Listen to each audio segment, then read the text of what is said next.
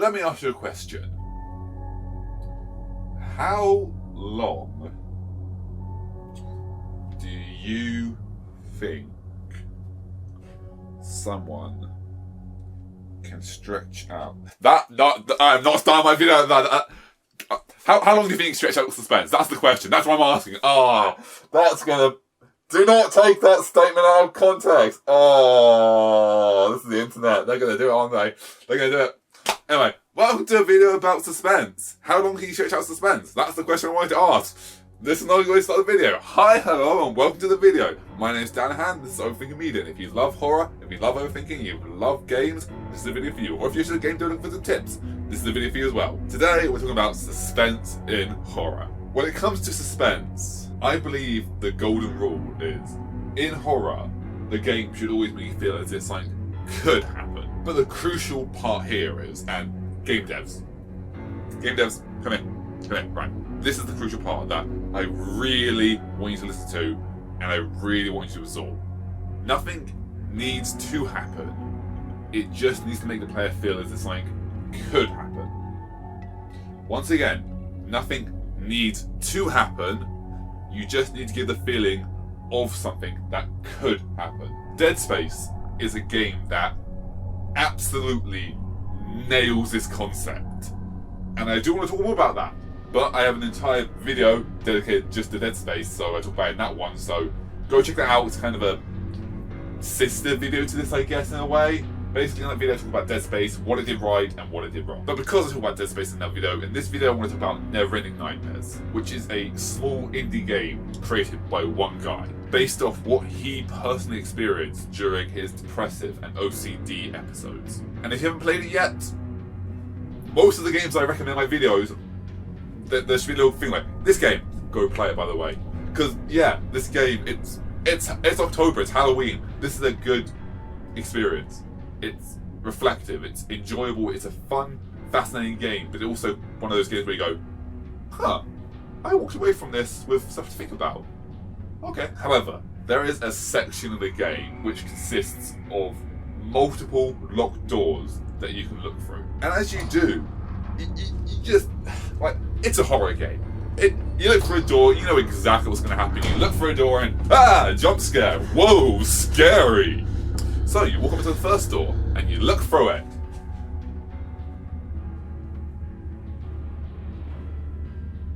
And, nothing. Oh, I know what's going to happen. And you turn around and... oh, still nothing. Maybe a door is just a door, actually. Maybe... No. You can look to it. It's just a little extra interactive thing you can do in the game. Hooray! But then you walk up to the second door, and you look through it, and... Still nothing. I guess the game is building... oh, wait, yeah. First one's a fake out, second one's a fake out, third one's a jump scare. They go, safe, scary. This is how it works. Okay, cool. Third door's what it's going to be. I'm ready for it. So you walk up to the third door, and you look through it. And you look through it. And you look through it. No? Okay. Maybe there really is something. Maybe there literally is doors. Like, yeah, I can interact with them. Cool. There are sections of the game where nothing happens. You just interact with them. Maybe that's what it is. These doors are just doors. Okay. Hey, the fourth door. I guess we should check out the fourth door then? Okay, fourth door. No, still nothing. I guess these really are just doors for the experience. Sure, why not? Yeah, okay. But then, you get to the fifth door. The first 4 times, nothing happened. So, you're not really expecting anything. Or you're thinking, okay, fifth time, this is when it's going to happen. So, of course, you're like, fifth door. They've really built this up. They've done 4 things, nothing at all. Fifth door is when it's going to be. I'm ready for this. Just take my headphones slightly off, lower the volume down, just move back a little bit. And, yeah, walk up to the fifth door. And the scare happens on the... No, nothing.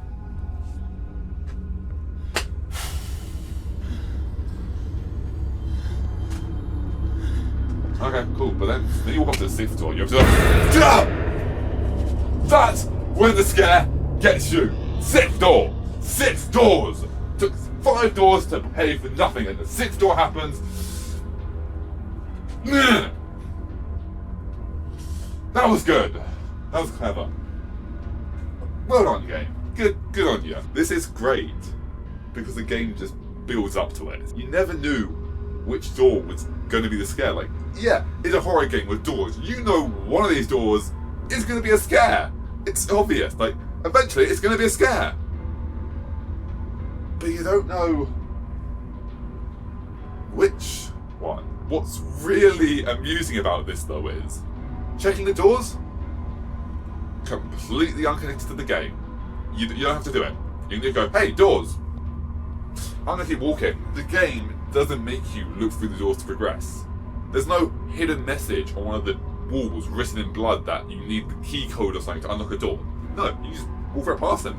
There's doors there and, yeah, whatever. Nah. However, something about the human psyche compels us to look.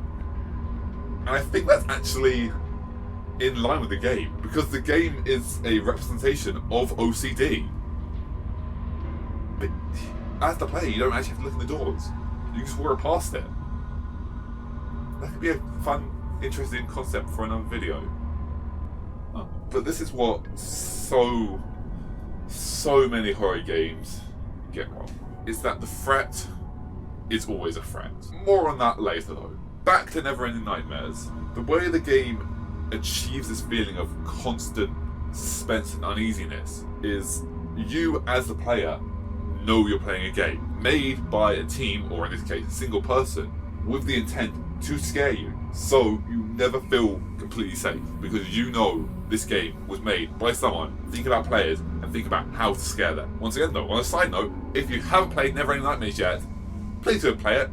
It's £10 or $15 and it's a 2 to 3 hour experience, but it is a interesting 2 to 3 hour experience that will leave you reflective. The game has multiple endings, and the way the game is built, you never know which one's real. You don't know if any of them are real. Maybe they're all real, maybe they're all fake. You don't know.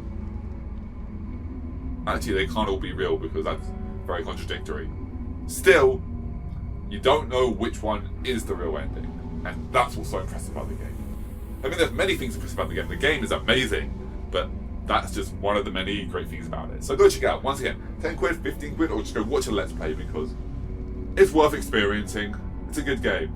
It's a fascinating experience. Anyway, back to my main point. How does Neverending Nightmare constantly leave you on edge? It's because in the confines of Neverending Nightmares, there's an uncertainty of event. It's unclear what, if anything, is actually real in Neverending Nightmares. Because of that, nothing in the game can be logically predicted or reasonably told. The game is literally called Neverending Nightmares. It is a nightmare, and nightmares don't make sense. One moment you're a grown man walking down the corridor of a mental hospital, and the next room is a man baby chasing you down the corridor before going through yet another door and see yourself laying dead on the floor.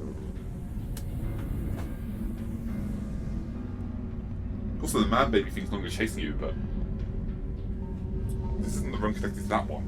That's a different room. If you go back through this door, it's something in a different location. It doesn't make any sense. The game constantly keeps you on edge because you literally, in most cases, can't predict what's behind the next door. Other games have a much more grounded, realistic feel to them, to the extent they can in video game logic.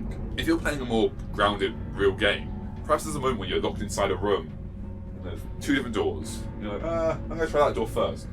You open this door, and it's just a walk-in closet. Just a tiny room, you stick head in.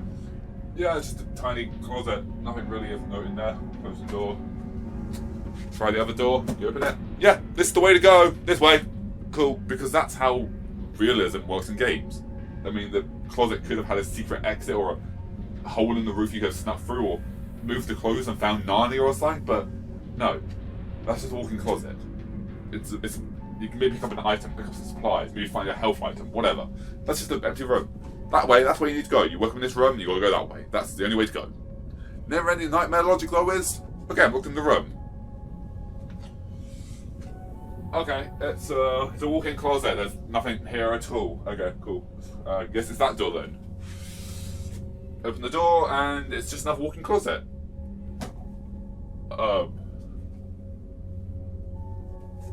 Walk-in closet with no door.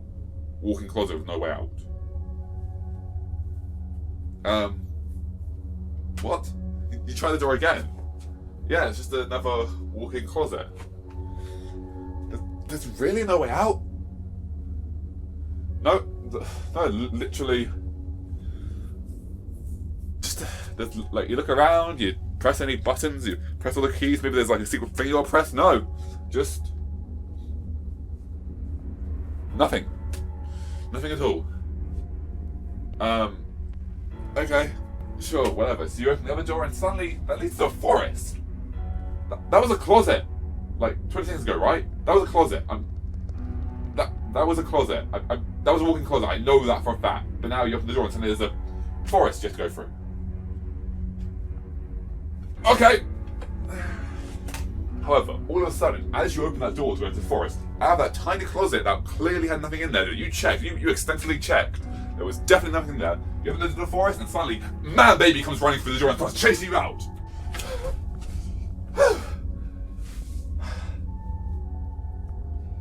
Man babies are fast. Anyway, in more grounded games, you know how the rules of the world work. If this is a walk-in closet with nothing in there, there's nothing in there. You're fine. You know there's no monster in there. It's fine. You know the way to go is this way. So as long as you're watching that direction, any threat will come through there. That's fine. That's good. Okay. But never-ending nightmare logic. You open this door, it's an empty closet. Okay, cool, there's no monster in there. You open this door, empty closet. Okay, there's no monster in there. You close this door. You reopen the door, and suddenly there's a monster manifested out of nowhere because, yeah, I should run again.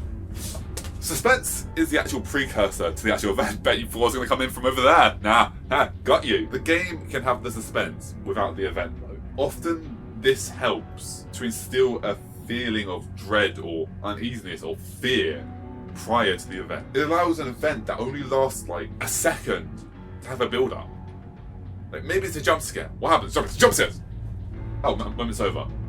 But no, with the power of suspense, you can have this moment where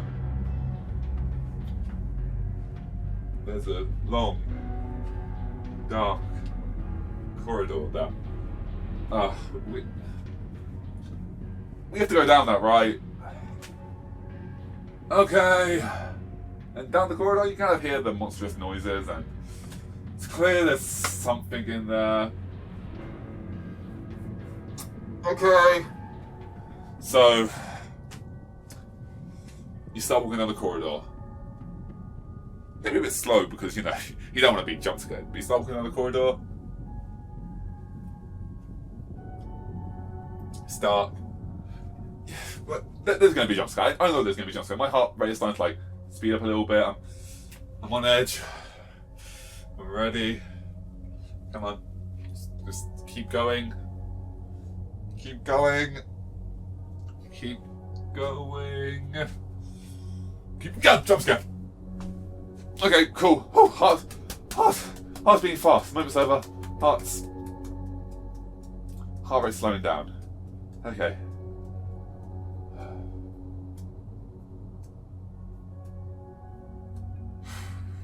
Because the game had that suspenseful build-up moment to the jump scare, suddenly the jump scare was far more effective because, yeah, it lasted like, 10-15 seconds for that build-up of the scare.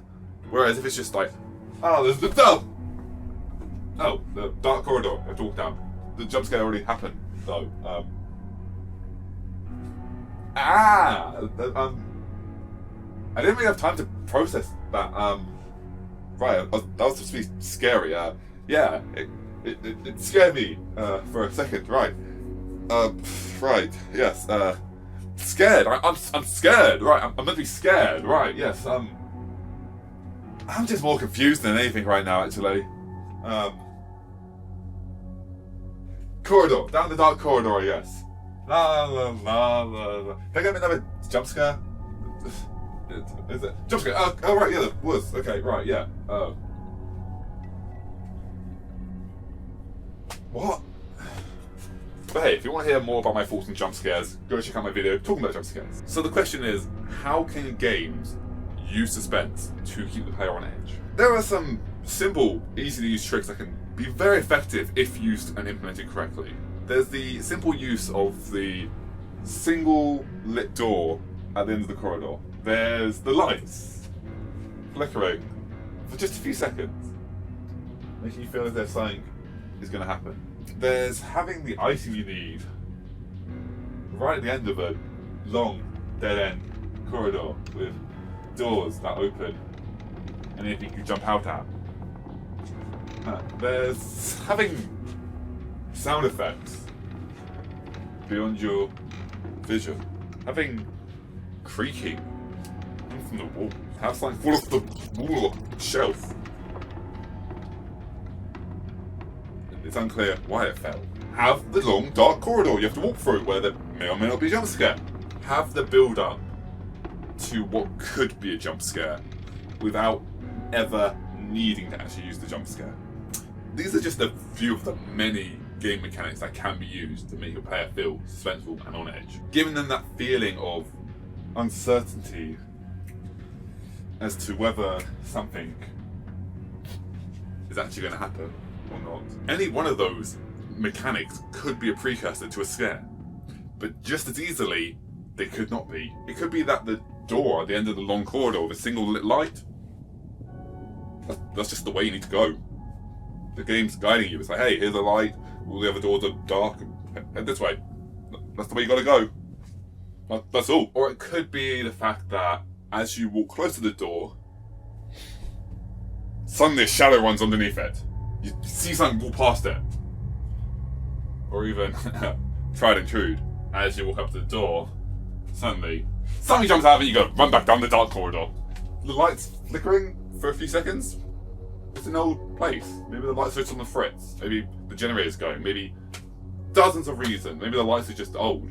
Who knows? Or it could be something not natural. Those strange noises you hear in the distance. Maybe it's a threat. Maybe it's a monster. Maybe it's something to come and kill you. Or maybe it's just weird animal noises you never heard. You ever heard a fox at night? Those things are terrifying. It's like the fox in the forest. That's all. Just foxes. Or maybe it's the demonic entity that escaped hell and is coming after you to kill you. Could be foxes though. Why is it important though? Why is building up suspense so crucial to horror? The reason is, in a horror game, regardless of whether that actually is going to be a scare or not, after the suspenseful moment, the adrenaline is already built up in your body. Your heart rate's beating faster. You feel that anticipation and uncertainty and gamer excitement at the fact that there may or may not be a scare right now. You're playing a scary game, you want to be scared, so you're like, and then you have a heart attack because your heart is beating way too fast for it being that fast.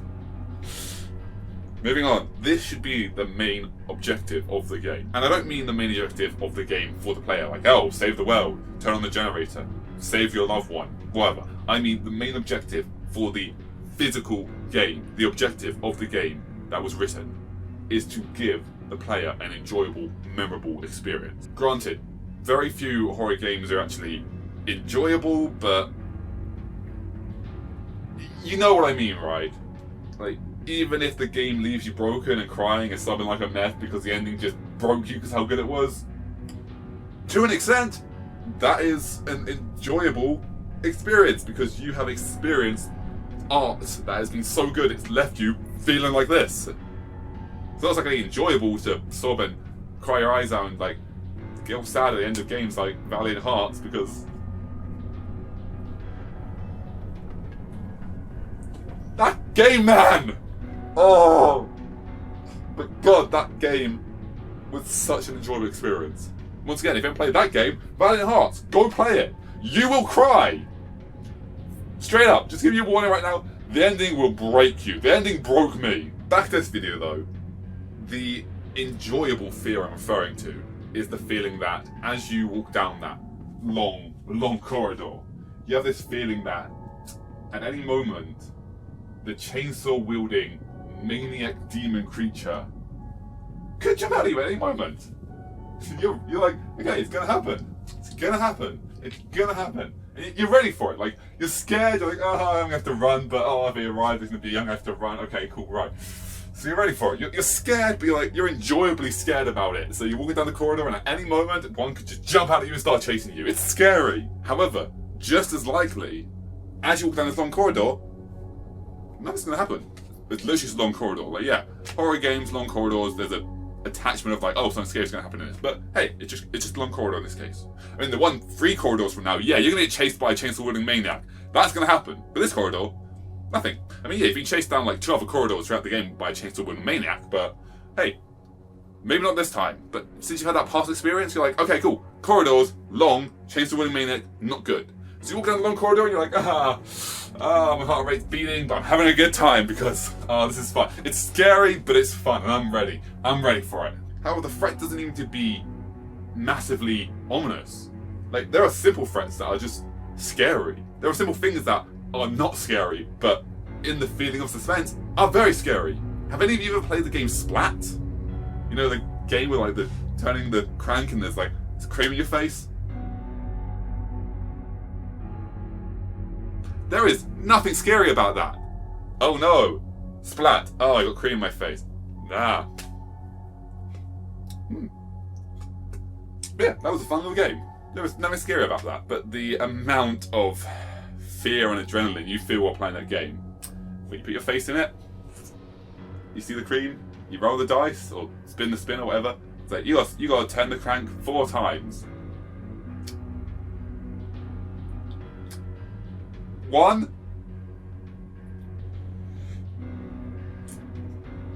2,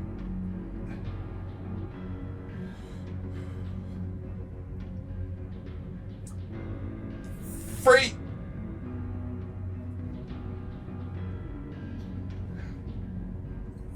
4. Oh, okay. Oh, I'm good. I'm alive. I'm fine. I didn't get splat in the face with cream. Wait, why is this scary again?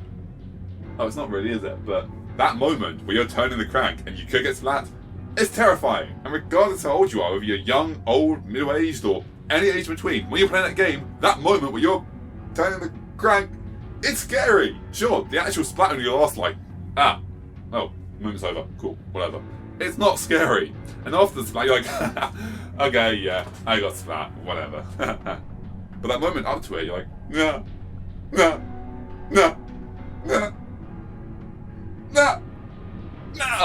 And you get splat in the face. Even though the splat only lasts a second, for all the players playing, there's like, what, a 5-minute period where they're all on edge because any one of them could be the splatter. And it's unnerving, even though it is enjoyable. While games can use suspense whenever they want, the game should always avoid doing certain things. While the game should always make you feel as if something could happen at any time without actually having to deliver on it, it should never fall into the trap of attaching one suspense event to an actual trigger. Because at that point, you can either predict or literally know exactly when it's going to happen. Stop being scary because you know, oh, this thing's happened, so that means this is going to happen in a few seconds. Okay. For instance, in Splat, the game is momentarily scary, isn't it? Like, oh, I might get splat in the face. I'm scared.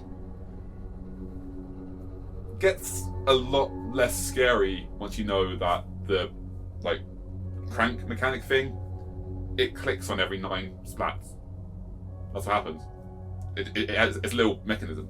Literally every 9 twists, it just releases. So whatever the 9th user is, they get splatted. Yeah. So once you play the game, you spin the thing. You got 4. Okay, 1, 2, 3, 4. That means in 5 splats, someone's going to get splatted. Someone else spins it, gets 3. 5, 6, 7. That's 7. You spin it, you get 4. That's going to hit me to 11. Okay, 8 and 9 splats. Oh, scary. Oh no. yeah, suddenly it's not so scary, is it? Now that you know that secret, like, it's not suspenseful. You're playing the game, you know exactly how many clicks it's going to be. You know how long to wait. If you get 7 and you pass on someone else, you know 2 more from them, they're going to get splat. You know you're safe. If there's like 4 people playing and you get 6 and someone gets 5, yeah, you're safe, you're fine. Nothing to worry about. Or at least that would do it if that was true. I have no idea how the game works. I'm pretty sure it works on the amount of clicks. I'm sure someone could count if they really wanted to, but I don't want to ruin that moment, so I'm not going to do it. So yeah, splat. I'm pretty sure like after a certain amount of clicks, every time it will splat, but that's up to you. Dead Space, once again, is an amazing game that does suspense so right. Every time you see a necromorph laying on the ground, slumped over, there is a 50-50 chance they're dead. They're dead. It's fine. There's nothing to worry about. Just walk away. It's fine. Or there's a 50-50 chance as you try and walk past, they'll try and attack you. Just like there's a chance you'll get splatted, there's a chance you will get attacked. It's so suspenseful and I love it. It's such a good mechanic. But once again, check out my video on Dead Space to hear more about that because that's a good mechanic. Dead Space though does have some bad mechanics and things it should really avoid. So, when should a game use suspense and when shouldn't it? And how can a game always have you feeling that feeling of suspense without burning itself out? As I said earlier, the game should always make you feel as this like could happen at any time without the actual need to deliver on it. If the game always delivered on this thread of suspensefulness, it would just stop being effective because you know it's going to happen. Like I said earlier, like, hey, dead necromancer, dead necromorph. Cool. It's either that one's not going to move at all or that one is going to attack me. The game says, okay, if they're laying on the ground, they're dead. Don't worry about it, just walk right past them, whatever, yeah, cool. Or the game says, yeah, there's one laying on the ground. There is a 100% chance that one's going to get up and attack you. So you're like, cool, okay. Take the head out. Yeah, that's the wrong zombie. Take the limbs out. Cool, and maybe just stomp on it once. Ah, scary game. Alternatively though, if the game never delivers on the threat, but always has a suspense event, the player quickly learns that there's no threat. They hear the music blare up and like, oh right, yeah, they're just trying to scare me. Whatever. The player knows that, yeah, the music is blaring, but there's no actual threat in this game. It's just used to try and scare me, like, whatever. Although, if it were me, I would think right up to the end of the game that, oh right, yeah, just suspenseful music. Nothing's gonna happen. Wait a minute, no. They're doing nothing this entire time, and then one time, later on in the game, they're gonna have the suspenseful music, and something's actually gonna happen, and it's gonna scare the hell out of me, and it's gonna be amazing because they spent all this time building up. So it's like, suspenseful music. No scare? Okay, no scare this time. Next time though, so you're walking on the game, la la la la la la. You get to another section of the game, like, oh, music! Nothing, no, okay, cool. Whatever. And then you get closer into the game, oh, the music! Still no scares. Okay, right, they're really building this up. Like, the game's nearly over, it has to be the next one, right? Has to be the next one. So the game is about to end, and oh, the music, it's gonna happen, the scare, where's the scare? The scare's gonna happen. No, no scare. And then the game would just end, and I would feel stupid because the entire time I was like, oh, suspense, moment, yeah, okay, no, nothing at all. But hey, let's look at the takeaway, shall we? The simple message is, suspense is great. It can help stretch quick moments of fear out, making them so much more effective in the long run because instead of this tiny moment of fear, you have this moment of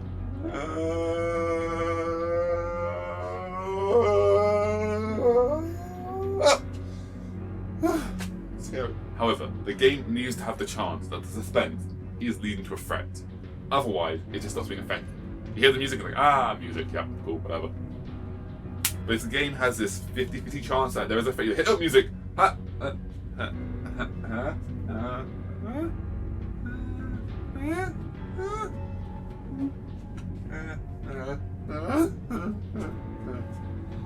you keep walking around like, oh, something might happen, I'm a little scared, I'm uneasy. But do you want to know the main reason suspense is so effective?